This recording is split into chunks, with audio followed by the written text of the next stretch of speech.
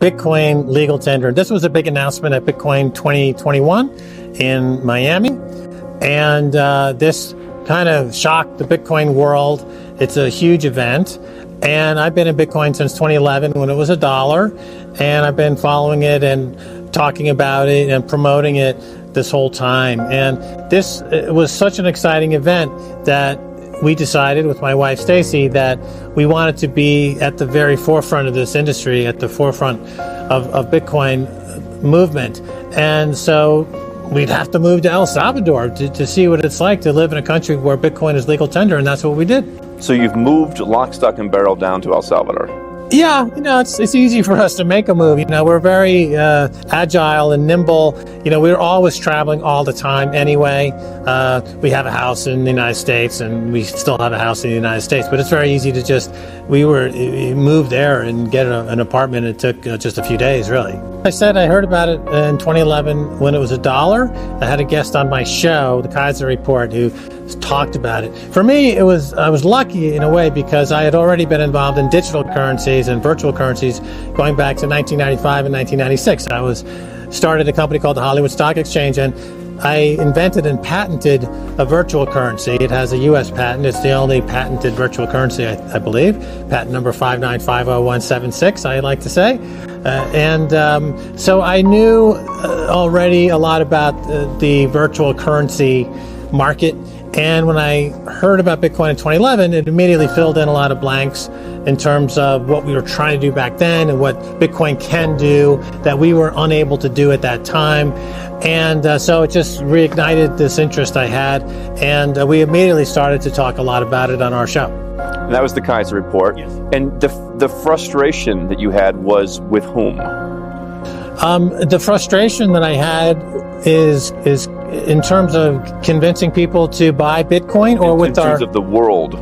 Well, I think you're alluding to the fact that our show, because it's distributed at that time on RT, Russia Today, a lot of people in the U.S. and in the U.K. who had a bias against those countries were not listening to what we were saying, whereas other countries around the world who don't have the same bias, they were listening to what we were saying, and as a result, a lot of people all over the world were buying Bitcoin at $1, $5, $10. They became millionaires Bitcoin, and every day I get emails from people saying, I just wanted to say I bought a house, or I sent my kids to school, or thanks to Bitcoin and the Keiser Report. But I don't get the same kind of reaction in the U.S. And the reason I think it's important is because censorship, any kind of censorship, it's really tricky. It's a double-edged sword. You think on one hand you're protecting people from hearing certain things, but on the other hand you're also preventing them from hearing things.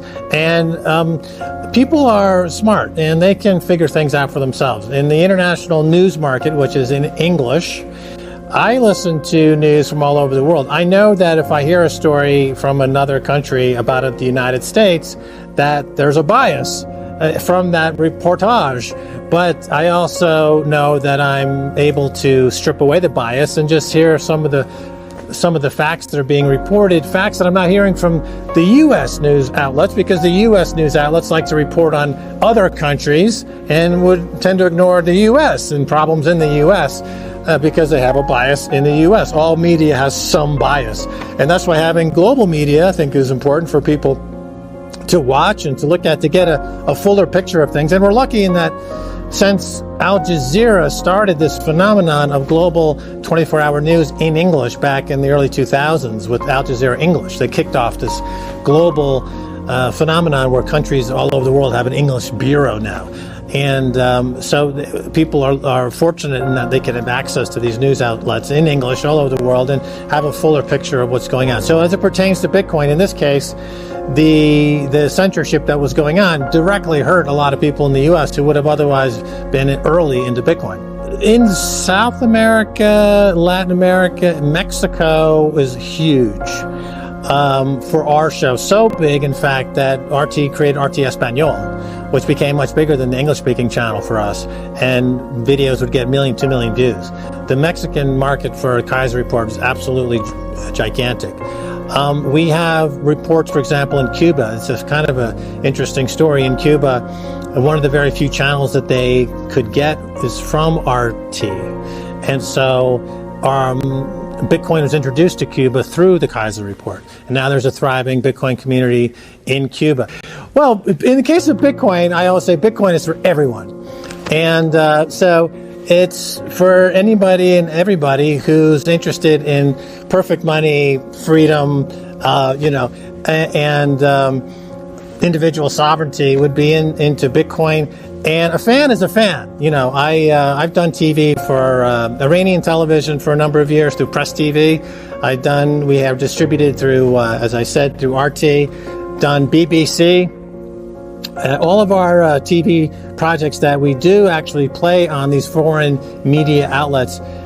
We are produced essentially by the Associated Press. The Associated Press is our producer, and they sell the show or distribute the show to these other outlets, and then these other outlets they play the show. So we never talk to those outlets. Actually, we just talk to the Associated Press. They do the deal, and we have always 100% editorial freedom, except in one case, which would be the BBC. We did a show with the BBC, and they were actually very draconian in their censoring, which was again something I wouldn't have thought of getting into that project.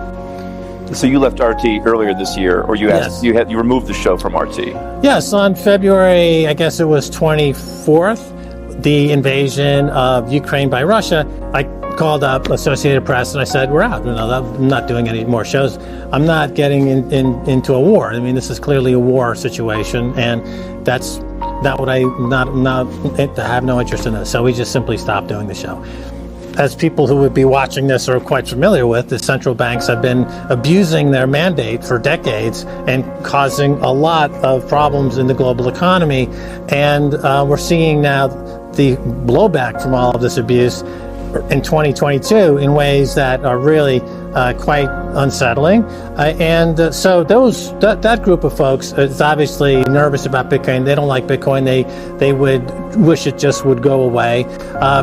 Governments that are authoritarian, like let's say China, obviously doesn't like Bitcoin because they can't control it.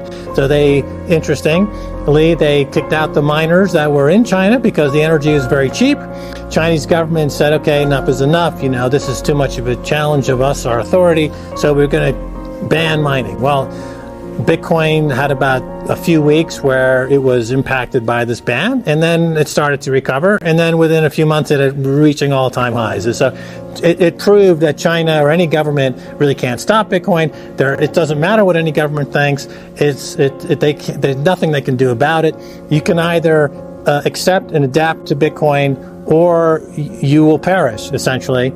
And in my view, what's more probable is that governments will be competitively accumulating Bitcoin, competitively to try to hold on to their sovereignty in a world where all fiat money is coming under attack. So you have what I call hash wars. Bitcoin is an encrypted hashing technology, is at the core of the proof of work algorithm that runs the system. So if you can throw energy at this technology and hash or mine Bitcoin, and you accumulate that Bitcoin, it would be similar to countries accumulating gold, right? So you're accumulating Bitcoin. So I think, and more probably, you're going to see competitive accumulation of Bitcoin instead of countries trying to ban Bitcoin. I think that's the more probable outcome.